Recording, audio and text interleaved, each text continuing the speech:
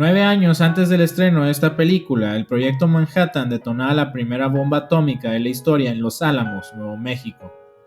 Los integrantes de este proyecto eran hombres reconocidos en la comunidad científica, y muchos de ellos hasta el día de hoy son vistos como las mentes más brillantes de la historia. Científicos de la talla de Niels Bohr, Richard Feynman, Edward Teller, Enrico Fermi, Hans Bethe, Leo Szilard y el líder, Robert Oppenheimer, se reunieron con el objetivo de utilizar todos los avances científicos desarrollados en los últimos 200 años para crear el arma más mortífera de la historia. ¿Acaso era necesaria su creación? La justificación inicial fue el temor de que la Alemania nazi desarrollara estas armas con propósitos bélicos. Cuando estos se rindieron en mayo de 1945, el objetivo final cambió a forzar la capitulación de Japón. Para esto, se propuso un plan, la Operación Downfall, donde los ejércitos de las Naciones Unidas invadirían las islas niponas. Sin embargo, los norteamericanos, curtidos por las batallas encarnizadas por todo el Océano Pacífico, temían que una invasión provocaría la muerte de millones, tanto de vidas estadounidenses como japonesas. Cuando se les presentó la opción de utilizar un arma capaz de destruir una ciudad por completo solamente utilizando un avión, estos la tomaron sin dudarlo. Hiroshima y Nagasaki serían las víctimas. Sobre si esto estuvo justificado o no, es un debate que no me corresponde. Mi punto es hacer la siguiente pregunta. ¿La ciencia debe ser moral y saber dónde detenerse? ¿O debería basarse únicamente en el avance científico sin importar las consecuencias? Ishiro Honda buscó expresar su punto de vista en esta cuestión. El conflicto que sufre el Dr. Serizawa fue bastante innovador para su época. En ese entonces, cuando se utilizaba el arquetipo del científico, este actuaba de dos maneras. Una era ser una persona desinteresada por los problemas cotidianos y servir como herramienta para dar explicaciones de lo que está ocurriendo en pantalla. La otra se manifestaba en el científico loco que se sucumbía a la lujuria o la ambición de su trabajo, dejándolo como un villano. Serizawa no se acopla a ninguno de estos moldes. A simple vista, su apariencia denota cierta maldad debido al parche sobre su ojo derecho y su laboratorio siniestro ubicado en el sótano de su casa. Pero, al final del día, este no era una mala persona. Simplemente no supo medir su ambición y terminó creando un arma catastrófica. Ishiro Honda, mediante Serizawa, buscó retratar a la ciencia no como una villana, sino como una herramienta utilizada por el hombre tanto para el bien como para el mal. El propio Godzilla técnicamente fue creado por la ciencia, por lo que me lleva al siguiente punto. Godzilla, como expliqué anteriormente, es un monstruo agresivo y hasta diría que vengativo. Sin embargo, no lo considero un villano, sino como una víctima. De los pocos detalles que nos da la película, podemos intuir que no es el único de su especie. Es posible que en las profundidades del océano se encontraba un ecosistema lleno de vida prehistórica, donde habitaban otros miembros de su especie, como se muestra en este arte conceptual. Como se puede observar, sus características eran más naturales, la textura de su piel siendo la más evidente. Cuando las pruebas submarinas de la bomba H rompieron en el lugar, ocurre el nacimiento de este ser que nunca debió de existir. ¿Cómo sobrevivió a la bomba? ¿Quién sabe? En mi opinión, su odio fue el que lo sacó adelante. Abandonó su hogar y salió a la superficie en busca de venganza. Ese monstruo nunca nos perdonará. Es una frase utilizada en Godzilla Minus One e ilustra perfectamente lo que está pasando aquí. La humanidad creó a este monstruo y está pagando sus consecuencias. A diferencia de otros monstruos, Godzilla no interactúa con los personajes humanos. En sí, casi no actúa como un animal. Simplemente avanza por Tokio destruyendo todo a su paso. Es cierto que en algunas escenas reacciona de forma agresiva contra el sonido de un gran reloj y las luces provenientes de las cámaras de los periodistas. Pero más allá de eso, nunca se sabe por qué ataca a la humanidad. ¿Será por venganza? ¿Protege su territorio? No se sabe. La moral de este monstruo siempre ha ido cambiando a través de los años, por lo que no existe una respuesta concreta. Esta característica, en mi opinión, lo eleva a otro nivel. Comparándolo con sus contemporáneos, King Kong ataca a Nueva York porque fue capturado y llevado a un lugar desconocido, y es sabido que el animal más peligroso es el que está acorralado. Mighty Joe Young reacciona agresivamente después de ser abusado en su jaula. El Redosaurus actuaba por instinto y buscaba regresar a casa. Ninguno de los ya mencionados busca activamente causar dolor. Como los animales, simplemente desean vivir en su ambiente natural y entendiblemente actúan de forma agresiva al ser perturbados. Godzilla no es así. Este empieza atacando los barcos pesqueros. Después aterroriza a los habitantes de Odo. Cuando la marina japonesa lo bombardea, reacciona haciendo aparición en Tokio no una, sino 2 veces. Claro que fue provocado, pero el daño que causa es desmedido en comparación al que se le infligió durante la película. Steven Spielberg dijo alguna vez: Godzilla es una de las mejores películas de dinosaurios, porque al verla sientes que estás viendo algo real. Godzilla no es cualquier película de ciencia ficción. Marcó época por su impactante mensaje que le llevó a la audiencia japonesa y al mundo en general. El antibelicismo de Ishiro Honda realmente le agregó un significado único a la trama, ilustrando de una forma bombástica y terrorífica los efectos de las bombas nucleares en el mundo. Esta película fue estrenada en el momento correcto de la historia. Durante la ocupación estadounidense, tratar temas sobre la Segunda Guerra Mundial y los bombardeos de Hiroshima y Nagasaki era estrictamente controlado, ya que las potencias de Occidente temían que los japoneses podrían desarrollar un resentimiento contra ellos. También le era imposible al japonés promedio procesar sus traumas del conflicto, ya que debía esforzarse para sobrevivir y reconstruir su país. Para 1954, la población japonesa, liberada de esa lucha contra el hambre y el desempleo, empezó a reflexionar sobre lo ocurrido. Películas como Godzilla ayudaron a esta reflexión nacional, inspirando a millones a hablar sobre sus experiencias y traumas. Lo especial de esta película es que no busca señalar culpables o inspirar odio contra individuos o naciones. Busca señalar a la humanidad como una comunidad responsable del estado del mundo. Hace un llamado a esta sobre el peligro de las armas atómicas y la utilización de la ciencia como un arma. Godzilla es el hijo de la bomba atómica. Es una pesadilla creada a partir de la oscuridad del alma humana. Él es la bestia sagrada del apocalipsis. Tomoyuki Tanaka.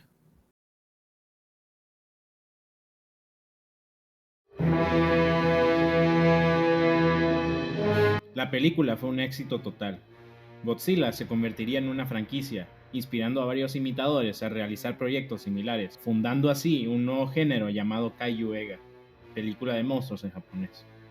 Durante los próximos 70 años, se estrenarán hasta 37 películas divididas en 4 eras: la era Showa, la era Heisei, la era Millennium y la era Reiwa. Cada una de estas seguiría su propia continuidad y comunicaría mensajes diferentes, pero Godzilla seguiría siendo Godzilla. La era Showa fue la continuación de la película original.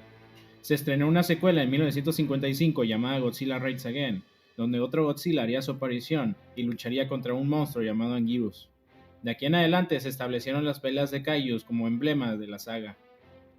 Después de una invernación de 8 años, regresó en 1962 luchando contra King Kong en un evento cinematográfico sin precedentes, donde rápidamente se sacrificó la seriedad de la primera película por el espectáculo. Después del gran éxito de esta, por los próximos años apareció en pantalla junto a otros monstruos de la talla de Mothra, Rodan, King Ghidorah, etc. El equipo de la película original, Honda, Tsuburaya, Tanaka y Fukube, y el escritor Shinichi Sekizawa serían responsables de esta época de oro en la franquicia. El rol de Godzilla fue evolucionando, pasando de ser un antagonista a convertirse en un héroe. Debido a esto, para el final de los años 60, la franquicia era casi irreconocible. En 1969, Eiji Tsuburaya falleció, dejando un vacío que difícilmente podría ser reemplazado. Tras de sí, dejó un legado digno de recordarse. Muchos críticos en el pasado y todavía hasta el día de hoy tachan los trabajos de Tsuburaya como mediocres y demasiado baratos para ser considerados realistas. Estas críticas no tienen fundamento, ya que no toman en cuenta varios factores y circunstancias que explicaré. En primer lugar, el espectador occidental promedio está obsesionado con el realismo en el cine. Las películas de Hollywood invierten gran parte de sus historias en tratar de convencer a su audiencia de que lo que ocurre en pantalla puede pasar en la vida real. Es por esto que una buena parte del presupuesto está dedicado a los efectos especiales, llegando a cantidades astronómicas. Por eso, cuando consumen un producto extranjero, sufren un choque cultural, ya que, acostumbrados a la seriedad y el realismo de sus películas, de inmediato tachan al cine extranjero como barato. En segundo lugar, es cierto que las películas de Godzilla no contaban con un gran presupuesto. Difícilmente alguna industria ajena a Hollywood puede lograr lo más con lo menos. Incluso si hubieran tenido todo el dinero del mundo, Suburaya y en gran medida el resto del cine japonés harían lo mismo, ya que ellos nunca estuvieron interesados en hacer efectos realistas porque no encontraban el sentido. ¿Para qué mostrar algo que ocurre todos los días? En su lugar, siempre se prefirió el espectáculo. Una anécdota que ilustra esto sucedió durante la producción de la película Frankenstein Conquers the World. En una escena se mostraba al monstruo Baragon atacando una pequeña granja donde en uno de sus establos se encontraba un caballo intentando escapar. Suburaya utilizó una marioneta y el resultado es un efecto bastante gracioso. Cuando uno de sus colaboradores le preguntó el por qué no prefirió usar un caballo real, este simplemente respondió que la marioneta era más divertida. En sus últimos años, Suburaya declaró que su objetivo siempre fue entretener a los niños. Cuando los altos mandos de Toho le exigían incluir sangre y mutilaciones en sus efectos, este se rehusaba, argumentando que las películas eran para niños y que no necesitaban ver eso. Al mismo tiempo que trabajaba en las películas de Godzilla, fundó su propia compañía productora y creó al personaje Ultraman, quien se convertiría en su mejor creación. Eiji Tsuburaya es el padre de todo un género. Después de su muerte, sus hijos continuaron fielmente con su trabajo, y hasta el día de hoy su descendencia pone en alto su nombre en la industria. Sus trabajos siguen influyendo a millones alrededor del mundo. Es por esto que en este video he presentado la historia de su vida con el propósito de honrar y agradecer su labor y talento. Descanse en paz. Ese mismo año, 1969, Ishiro Honda se retiró después de dirigir All Monsters Attack. El director, cansado de dirigir películas de kaiju, optó por el retiro cuando no se le permitió dirigir películas de otros géneros. Tomoyuki Tanaka declaró su arrepentimiento años después por no darle esa oportunidad. En 1975 regresaría una última vez para dirigir Terror of Mechagodzilla, culminando así su labor en la franquicia. En los años 70, el cine japonés perdió la atención del público. Su época dorada había culminado. Los grandes directores como Kurosawa se habían ido y los estudios no estaban dispuestos a invertir, muchos de ellos desapareciendo antes de terminada la década. El cine de kaiju sufrió terriblemente. Casi todos los estudios dejaron atrás el género. Solo Godzilla siguió adelante. Reemplazando a Honda y Tsuburaya llegaron los cineastas Jun Fukuda y Teruyoshi Nakano. Ambos ya habían trabajado en la franquicia anteriormente, pero aún así no lograron captar la misma magia de los 60. Debido a los bajos presupuestos, se tuvieron que tomar atajos en muchos aspectos. Los efectos especiales se volvieron más baratos y se llegó al extremo de reutilizar material de archivo para ciertas escenas. Las actuaciones fueron hechas por actores con poca experiencia o de nulo renombre. A pesar de estas limitaciones, las películas consiguieron cierto éxito. No al nivel de los 60, pero lo suficiente para mantener la franquicia a flote. Sin embargo, la era Showa finalmente terminó en 1975 con Terror of Mechagodzilla y nuevamente entró en hibernación. 9 años después, regresaría con la era Heisei en la forma del largometraje Godzilla 1984. Esta serviría como secuela directa a la original de 1954, ignorando todas las secuelas y empezando desde cero.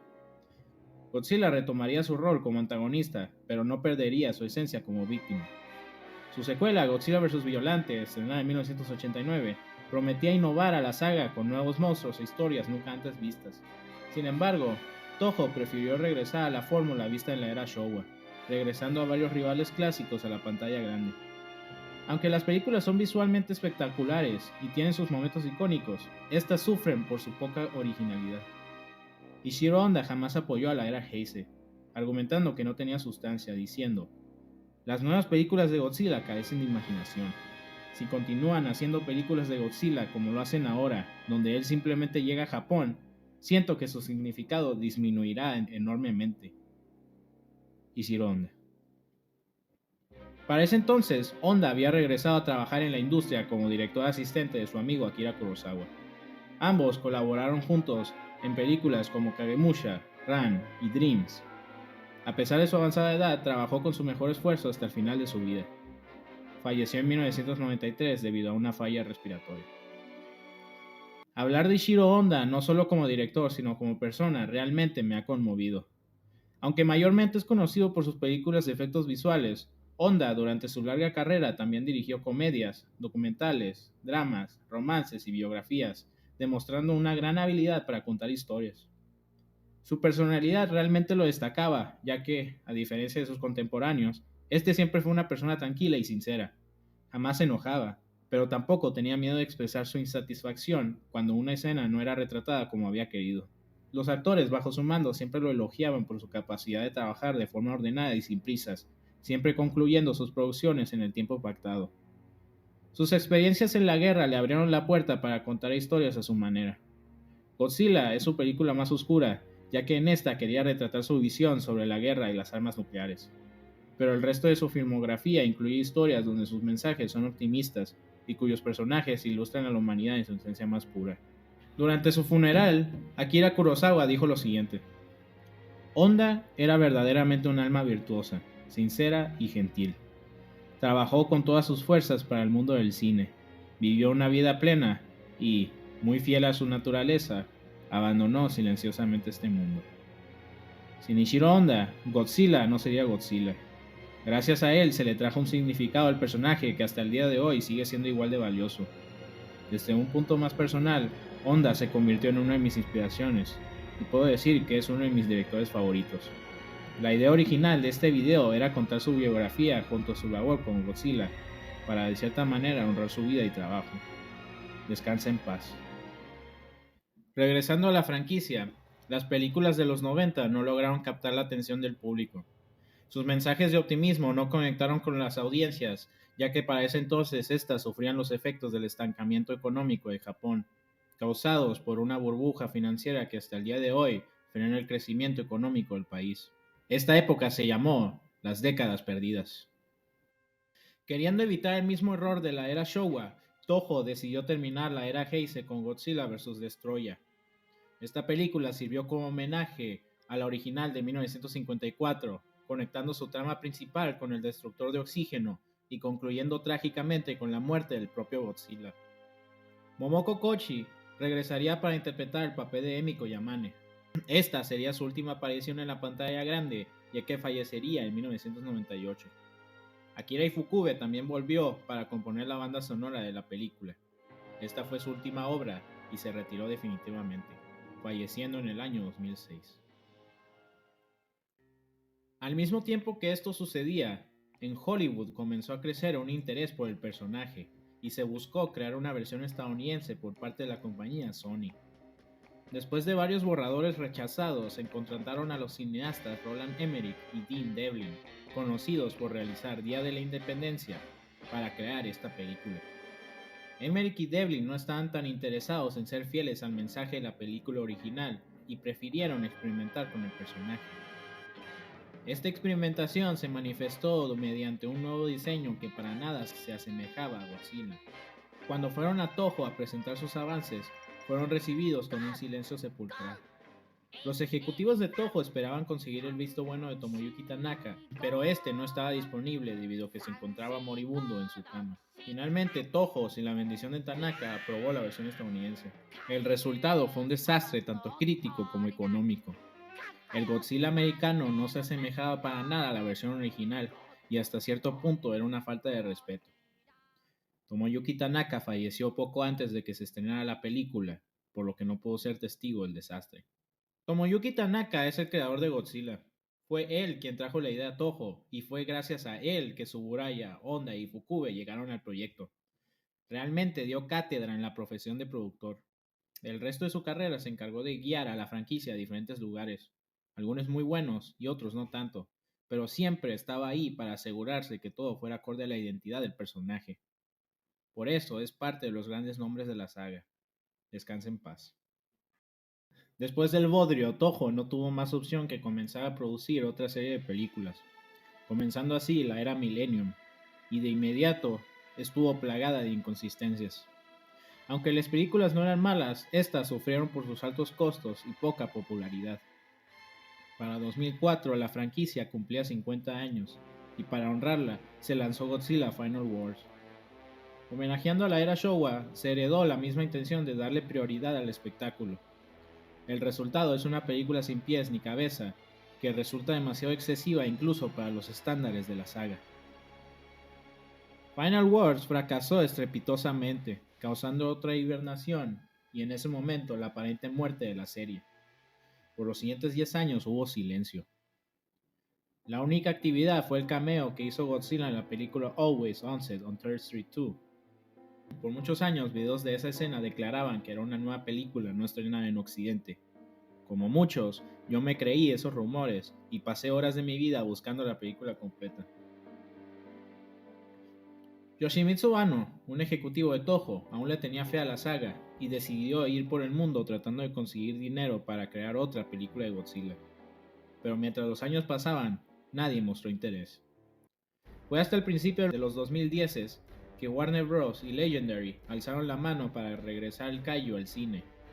Estos estrenarían Godzilla 2014, logrando un éxito a nivel mundial. Con esta película inició el Monsterverse, un universo cinematográfico que se encargaría de regresar a Godzilla y a otros kaijus a la pantalla grande. Toho, viendo el éxito logrado por Legendary, decidió reactivar la franquicia con Shin Godzilla en 2016, dando inicio a la era Reiwa. Se atreverían a lanzar una trilogía de películas animadas, un anime, y buscarían expandir la marca fuera de Japón. En el 2023 estrenarían Godzilla Minus One y se volvería un éxito tanto con la crítica como en las taquillas, ganando alrededor de $150 millones alrededor del mundo. Y aquí estamos en la actualidad, 70 años después de 1954, la saga de Godzilla ha pasado por muchos cambios y etapas de desprestigio, pero ha sobrevivido contra toda adversidad y ahora está más viva que nunca. Con el simple hecho de ser nominada a un Oscar por efectos visuales es un triunfo, y no negaré que hasta me puse un poco emocional al escuchar su nombre ser mencionado en la lista de nominados. Antes de que Arnold abriera el sobre, en mi mente pasó toda la historia de Honda, Tsuburaya, Tanaka y Fukube, de los actores, técnicos, productores, escritores, camarógrafos, músicos y todos los demás en los últimos 70 años. Y finalmente... And the Oscar goes to... Here we go. This is Godzilla. Hacer este video realmente me ha hecho reflexionar sobre muchas cuestiones de esta saga que antes pasaba de alto. Descubrí historias cautivadoras, personajes interesantes y eventos fascinantes. Es entendible por qué muchos no toman en serio a Godzilla, ya que a simple vista este puede parecer muy tonto. Yo opino que tan solo con revisar un poco debajo de la superficie, uno puede encontrar un mundo de contenido que puede gustarle tanto a chicos como a grandes. Desde niño he sido fanático del personaje, y ahora en mi adultez, este me trae recuerdos gratos de mi infancia.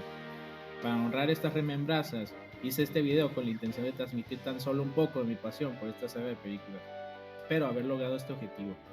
Sin más que decir, feliz cumpleaños Godzilla, y larga vida al rey.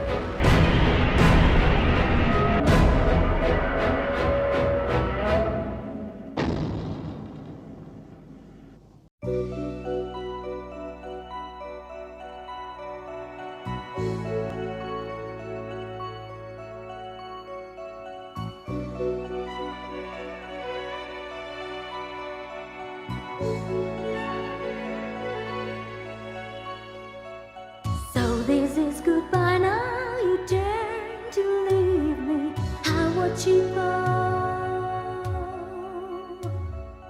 I don't wanna cry, but the tears come freely. I miss you so.